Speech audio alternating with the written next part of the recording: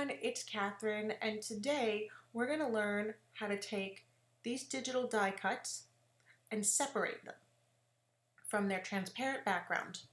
Okay, so first things first, we're going to choose our image. All right, now I've already done this one. Everybody here is separate. They did have that transparent background, and I removed it.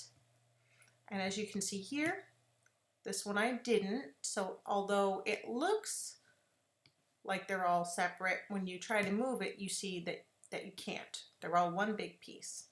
So we're going to come to this one, and I'm going to show you how to separate them. So you go to the trace window and you hit select trace area. I'm going to highlight the whole thing. Now you see here how it doesn't quite go all the way around. You could turn the high pass filter up and that would probably take care of it, but I find that it works better to just click that off straight away and go down to threshold and turn threshold up all the way. Now sometimes, if you can see here, it's just a little bit fuzzy. Sometimes it'll be a little bit fuzzy, other times it'll be a lot fuzzy. That's okay. It's not a problem, just go with that, because it's better you have some fuzz on the initial run than no fuzz, and I'll show you why. So we hit trace and detach, and it might take a little bit to work just based on how much it's trying to trace around, right? We click on the transparent background and we move it aside. Now can you see here all this? We want to lose as little as the original design as possible. So that's why a little bit of fuzz is okay. And now everybody's separate. Okay, now the reason I chose to show you how that works on this is because, watch this. Do you see how when I highlight this, each of these is separate? That's because they are. So to fix this, we're going to highlight everything, right click, go down to group, and now you can click anywhere on the design. And you see that? It all just stays in one big piece, and you don't have to worry about accidentally clicking and, not highlighting the whole thing, and now everything's in different places and you have to try to figure out how to get them all lined up perfectly again. You don't have to do that. Highlight, hit group. These guys, they're in the way a little bit.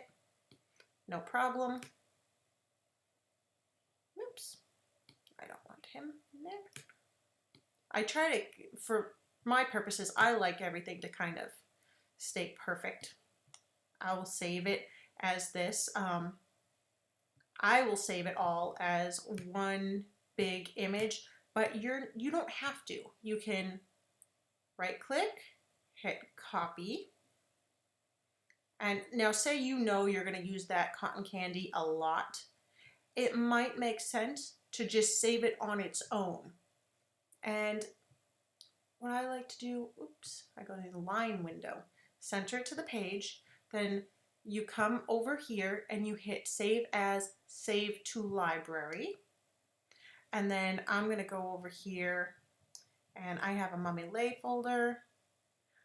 I have the Perfect Together folder, and I am just going to put this in here as cotton candy.